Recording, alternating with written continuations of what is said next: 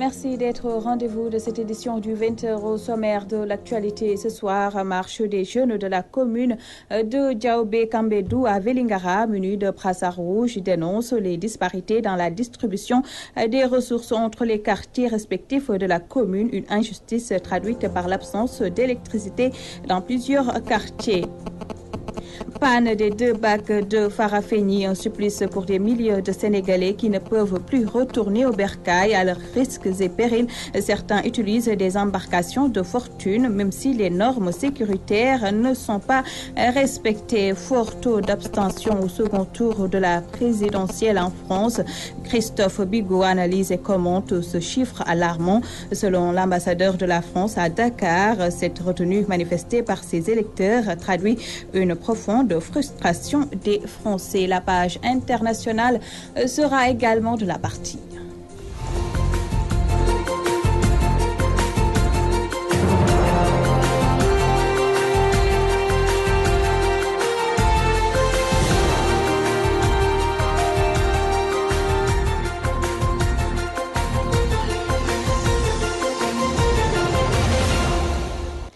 Bonsoir à tous. Je vous parle tout d'abord de la colère des populations de Ngoye dans la commune de Tataguine. Elles sont descendues dans la rue pour réclamer de l'électricité, une ambulance pour leur poste de santé. Ces habitants menacent de saboter les prochaines législatives si rien n'est fait.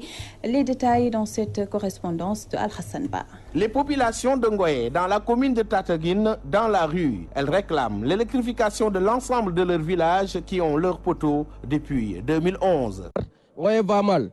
Depuis 2011, les gens sont venus installer les poteaux d'électricité ici. Mais depuis lors, on n'a pas vu de courant. Entre-temps, ils sont passés récupérer les contreparties, sinon des cautions d'une valeur d'1,6 million. Et jusqu'à présent, on ne les voit pas. Il faut que tous les villages d'Ongoye puissent être électrifiés. Oui. Et quand je parle d'Ongoye, je ne parle pas de Lefego tout court. Je ne parle pas de Mbélerou tout court. Je ne parle pas de Pofil tout court. Je ne parle pas de Mbouguel ni de Mbaïlar, mais je parle de l'ensemble d'Ongoye. Tout ce qui se passe ici, l'État est au courant, de même que les autres autorités administratives sont au courant. Donc pourquoi ils nous négligent? Ce n'est pas normal. Et c'est ce que nous voulons que ça cesse. Étudiants ressortissants et habitants d'Ngoye, très peinés de voir leurs enfants et frères faire plusieurs kilomètres pour aller étudier, demandent à ce qu'on les construise un lycée et aussi une ambulance pour leur poste de santé. D'autre part, au niveau éducation, nos enfants, nos frères, nos sœurs, nos petits frères quittent ici pour partir à Loul. Et il faut une marche une distance de 4 à 5 km. Arrivés, ils sont fatigués. Nous ne pouvons pas apprendre nos leçons. Ça agit directement au niveau des résultats. En dehors de cela, il faut que nous possédons et que nous construisons un lycée. Nous voulons un lycée. Un lycée ici même à Ngoye. Nous voyons, il nous manque une ambulance au niveau du poste de santé. C'est normal. Les dodales ont été supprimés. Voilà les accidents. C'est impossible. Les populations de Ngoye qui interpellent directement le président de la République menacent de faire valoir leur poids électoral lors des prochaines élections, sachant qu'ils pèsent plus lourd dans cette commune. Ngoye, Al-Hassan Ba, Dembouchoubou, Walfadjri. Je vous le disais en titre, les jeunes de la commune de Diaobé-Kambédou sont descendus dans les rues de la ville pour dénoncer la mauvaise répartition des ressources entre les différents quartiers de la commune. Pour ces jeunes, tous les investissements sont concentrés à Diaobé au moment où les autres quartiers sont plongés dans le noir, faute d'électricité. À Vélingara, Cherdiang. Les jeunes de la commune de Diaobé-Kambédou ont battu le macadam pour dénoncer la mauvaise répartition et gestion des ressources de la commune de Diaobé-Kambédou, dirigée par l'actuel maire Moussa Diaw. Mamadou Mang, Mamoudou Kamara, porte-parole de ce mouvement de protestation des jeunes de la commune de Diaobé-Kambédou. La Sodagiri aujourd'hui se trouve à Soutouré pendant une trentaine d'années et Soutouré n'a pas d'électricité. Les locaux de la Sodagiri sont allumés 24 heures sur 24. Le lycée de Diaobé est là, il n'y en a rien. Ça fait 2 ans que les élèves ne font pas cours dans le lycée. Nous sommes jeunes. Je suis jeune de la localité. Ce que nous sommes en train de... On n'invente rien.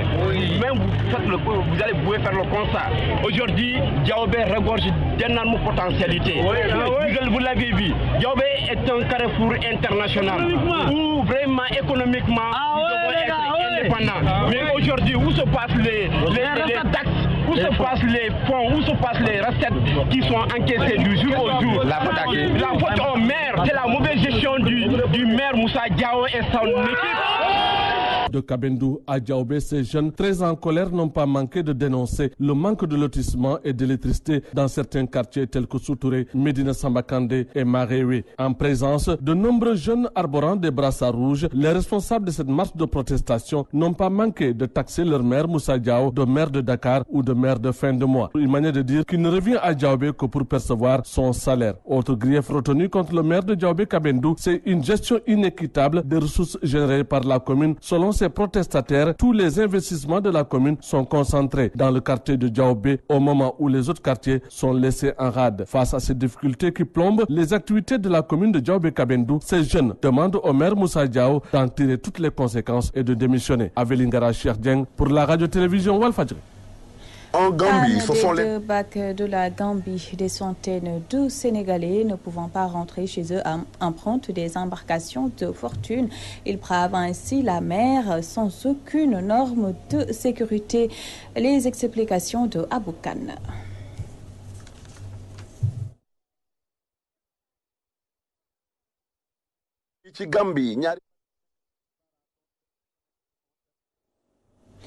Un élément qui est plutôt en Wolof. Je vous le disais tantôt, panne des deux bacs de la Gambie. Des centaines de Sénégalais ne pouvant pas rentrer chez eux empruntent des embarcations de fortune. Ils bravent ainsi la mer sans aucune norme de sécurité. Suivons les explications de Aboukan. En Gambie, ce sont les deux bacs situés à Bara, en plein cœur de Banjul, qui sont tombés en panne. Motif de ces désagréments, selon certaines informations reçues, est que les deux bacs dateraient de plusieurs décennies et que l'entretien de ces deux outils laisse à désirer. Conséquence, la traversée vers le Sénégal est complètement paralysée. Pour rentrer là où tu habites, même pas de bac pour traverser. On prend que des cannes pour traverser. On a augmenté des prix. Au lieu de 500 francs, on a augmenté 1300, presque 750 de plus.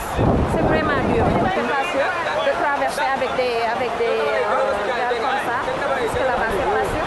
Mais c'est juste pour aller. On peut retourner là où on habite, c'est pour cela qu'on prend des gars. C'est un peu injuste. léegi nag ñu jaaree ko yoonu Gambie wante yoonu Gambie itam métti na trop ndax ñëw nañ fi gaal lañ fi fekk ñu ne xaw ma kii li ñu koy waxatee sax waa série bi dafa am problème waaw léegi nag ñu jël suñu risque pour jël gaal bi ñu gis nga wante loolu waaw amul benn sécurité waaw. En effet, depuis 48 heures, ce sont des embarcations de fortune qui sont utilisées par des milliers de Sénégalais, ceci à leurs risques et périls. On n'a pas pu trouver le ferry parce qu'il est en panne, donc on est obligé de prendre une pirogue et c'est très dangereux pour nous, mais on est obligé, on n'avait pas le choix. Mais c'est pas sûr, il n'y a pas de sécurité. Ici Banjul, Aboukan pour la télévision Al-Fadjri. Parlons politique à présent. La guerre qui sévit au sein de la coalition Benno Bokk Yakaar est décryptée par la classe politique. Si d'aucuns assimilent ces querelles de positionnement à une viabilité de la coalition, d'autres soutiennent qu'une cohabitation aura lieu dans la mesure où l'opposition se renforce de plus en plus. Un reportage de Khadisila avec Papis Mbaye. Les élections législatives s'annoncent houleuses au sein de la mouvance présidentielle. Les querelles de positionnement polluent la coalition Benno Bokk Yakaar au moment où l'opposition se renforce. Chaque fois qu'il y a des élections qui se préparent, il y a des prétentions, il y a des ambitions, c'est tout à fait légitime. Benno Bokk Yakaar était une coalition qui était liée simplement par le fait de vouloir partager ce qu'on appelle un gâteau.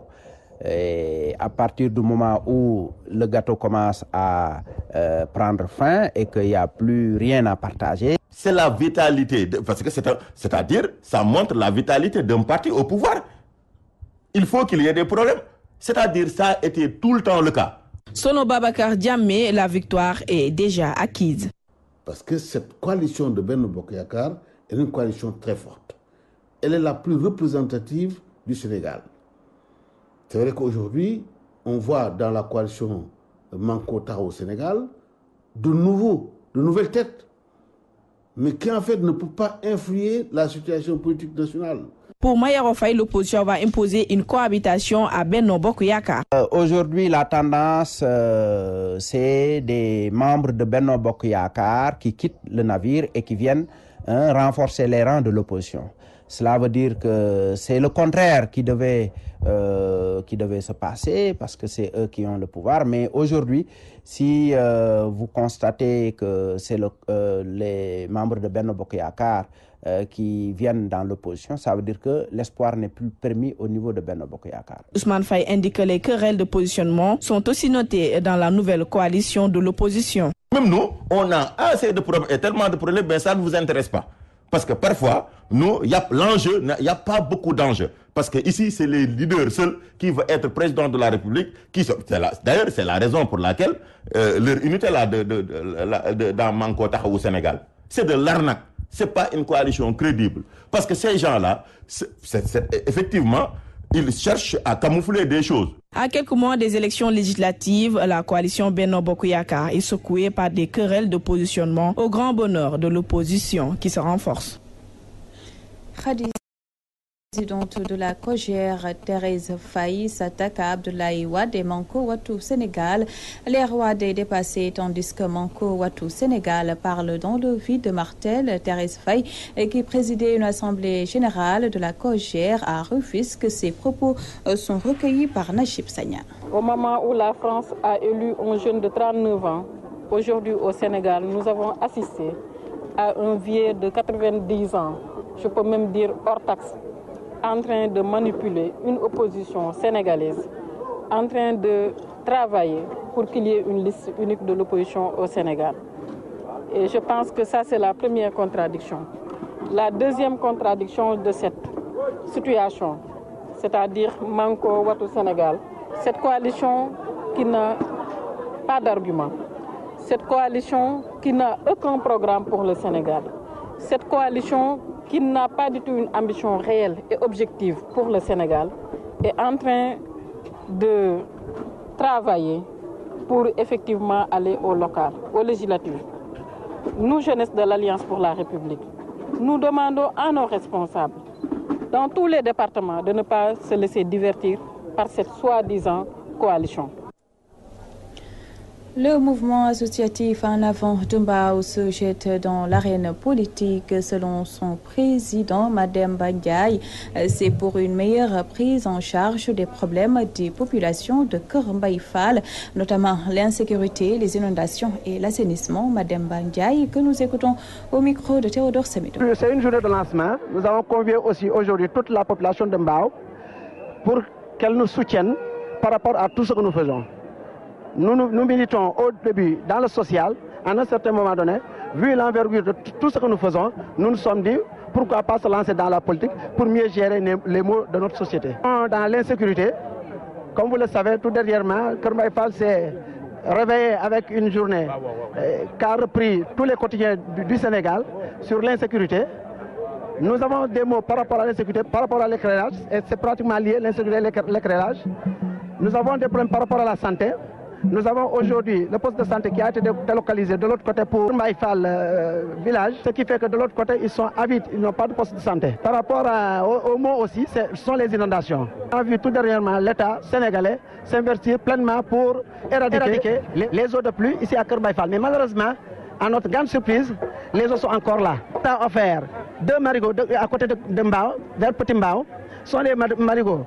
Dans les marigots, ces marigots-là, si on les draguait aujourd'hui, on pouvait éradiquer définitivement les eaux de pluie. Par rapport à l'assainissement, malheureusement aujourd'hui, il y a la population de Anne qui a toujours protégé par rapport à la baie de Anne.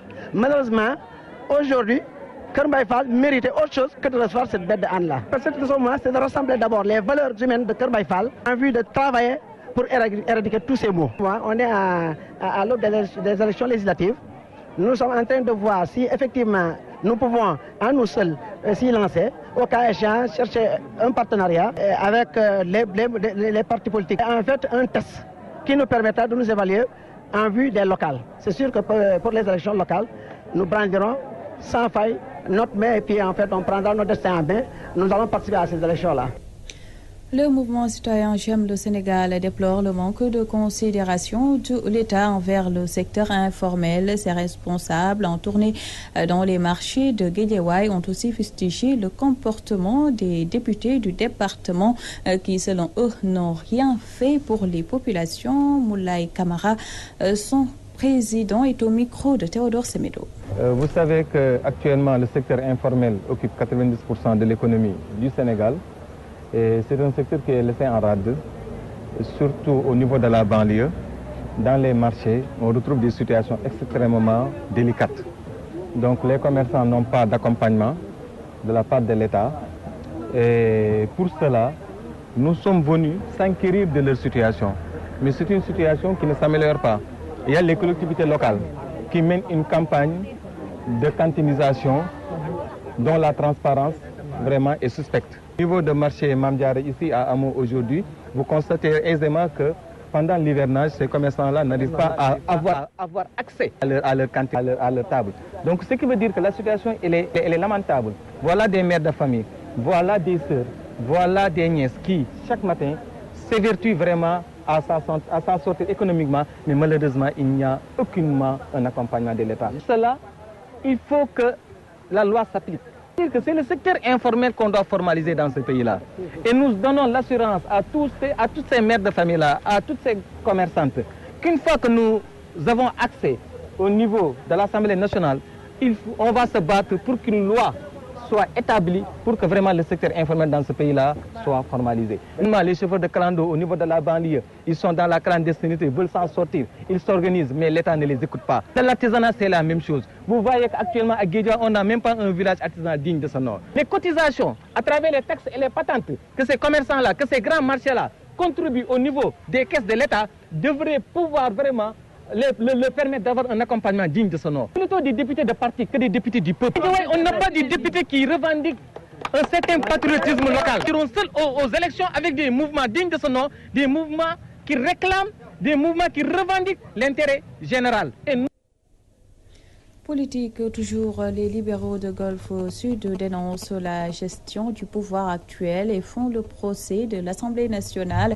Les militants du PDS qui procédaient à l'installation de leur comité électoral appellent à la dynamique unitaire de l'opposition pour sanctionner les députés de Guédiawaye. Un reportage de Théodore Semedo.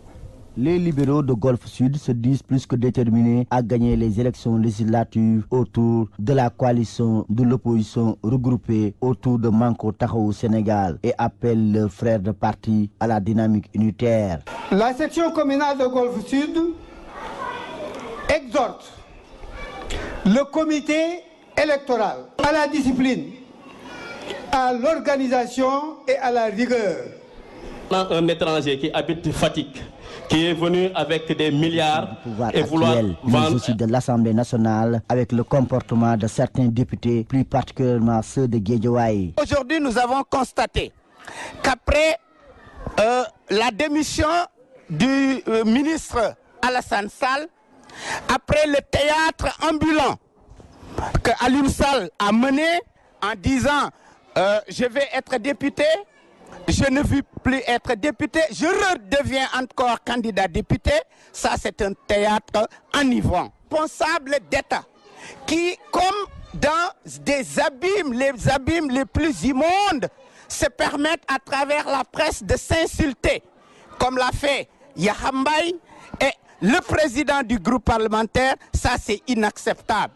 C'est trop, c'est trop. Nous ne pouvons pas accepter que des gens se comportent comme des rats.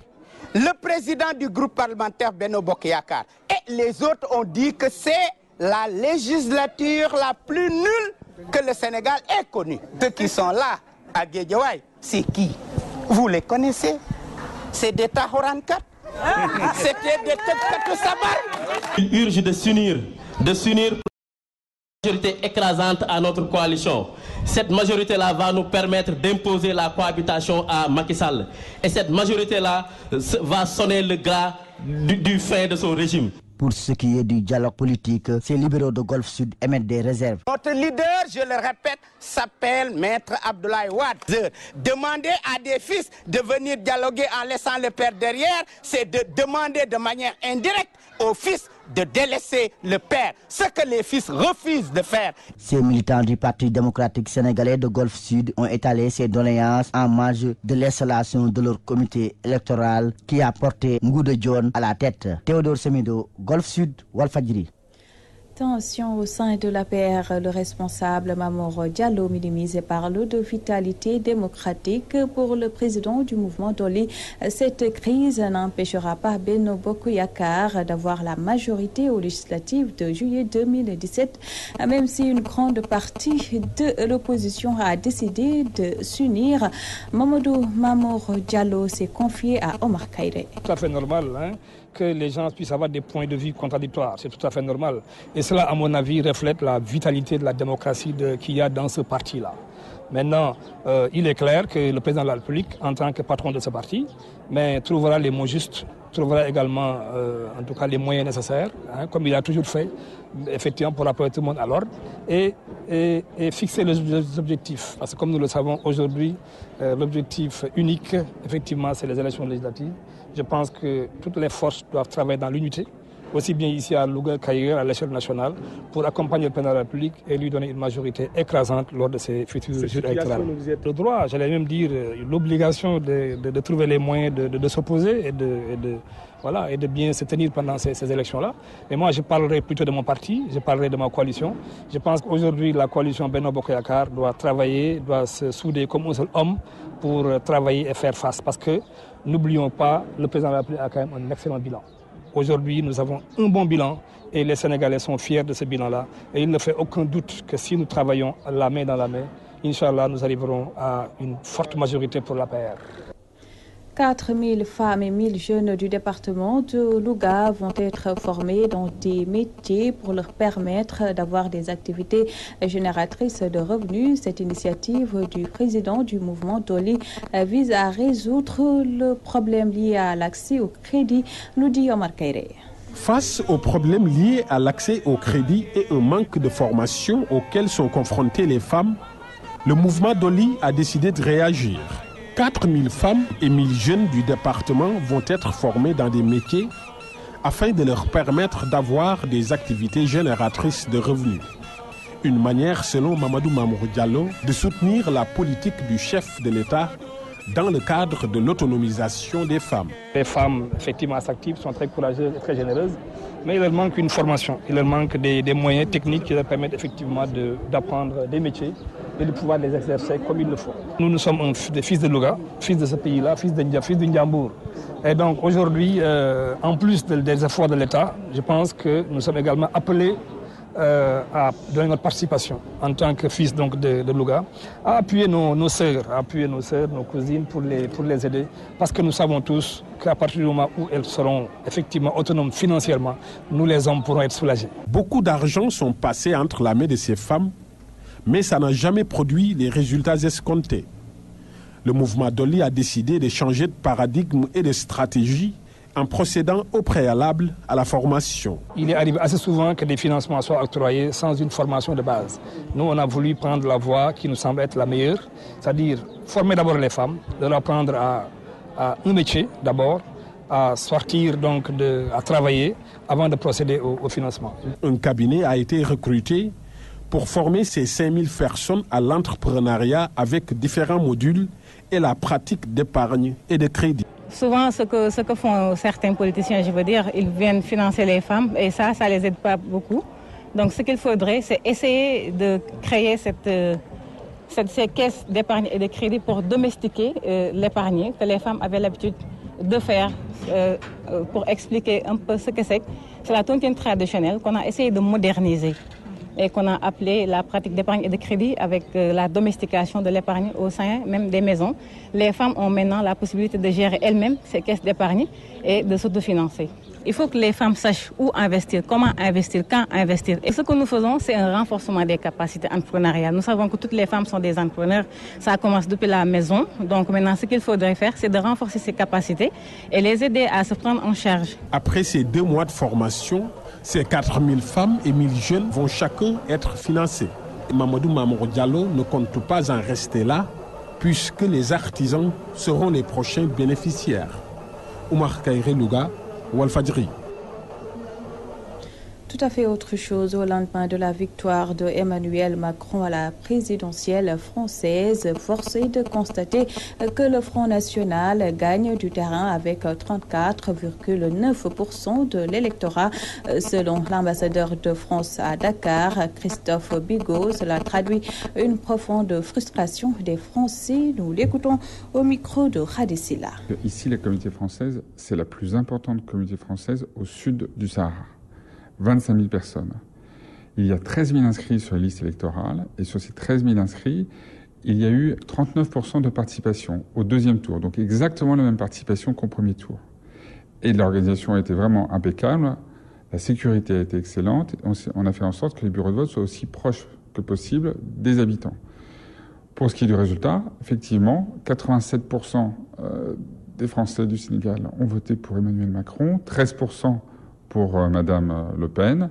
Quand on est élu avec les 2 tiers des suffrages, 66 ou 67%, ce qui est le score le plus élevé après celui de Jacques Chirac en 2002 dans l'histoire de la Ve République, je ne crois pas qu'on puisse dire qu'on est élu par défaut. C'est une très belle victoire. Ce qui est exact, c'est que c'est une victoire qui va très au-delà du score qu'il avait eu au premier tour. Et c'est une victoire qui doit prendre en compte donc une très large variété d'opinions. Et c'est une victoire aussi qui doit prendre en compte le résultat de Marine Le Pen, qui a fait le résultat le plus élevé de l'histoire du Front National. Et elle traduit, ce résultat traduit clairement des colères, des angoisses, des frustrations d'une partie très importante de la population française. Il faut aussi avoir en tête qu'il y a eu un taux élevé d'abstention, en tout cas plus élevé que d'ordinaire. Et puis, il y a eu un taux aussi de vote blanc plus élevé que d'ordinaire. Donc, le nouveau président, Emmanuel Macron, est le président de tous les Français. Et il l'a dit, il prendra en compte le point de vue de tous les Français et il veut tous les entraîner dans la voie qu'il veut fixer pour son pays. Et justement, l'élection présidentielle en France reste le grand titre de l'actualité internationale, résumé par Ndeye Fatou Ndiaye Mbacké.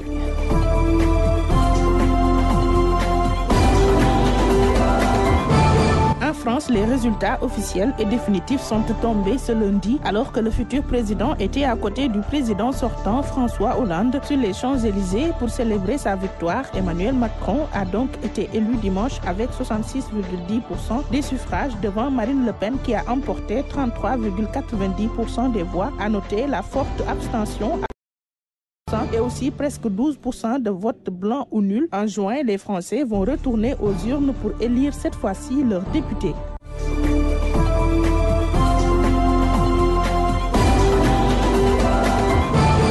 Toujours dans l'Hexagone, c'est la gueule de bois et le malaise chez Marine Le Pen. En effet, voici le deuxième tir raté pour l'extrême droite française, bien qu'elle se trouvait pas trop loin du but. En 2002, par le père Jean-Marie Le Pen, soulagé de ne pas avoir eu à gouverner. Hier, 7 mai 2017, par la fille Marine Le Pen, qui se targue d'être la première force d'opposition pour éviter de parler de ratage de sa campagne de l'entre-deux tours de l'élection présidentielle. Ces bruits de bottes à l'interne sont illustrés par la sortie médiatique du vice-président du Front National. Selon Florian Philippot, le FN est amené à changer de nom.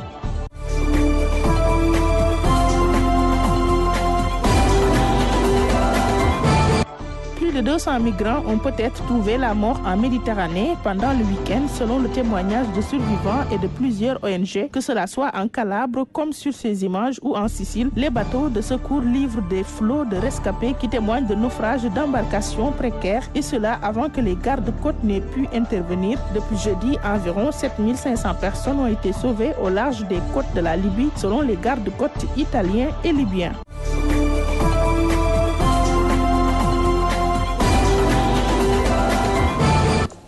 Voilà, nous arrivons au terme de cette édition du 20h réalisée par Deifatou Ndiaye Mbaké à la régie. Il y avait Cheikh Tidiane Ndiaye. Tout de suite après ce journal, vous pouvez suivre le meeting de réconciliation entre deux responsables apéristes à Rufisque, Ndiaye Diop et Modou Sall. Un meeting présidé par Maître Marioum, directeur de cabinet du président de la République. Excellente soirée à tous.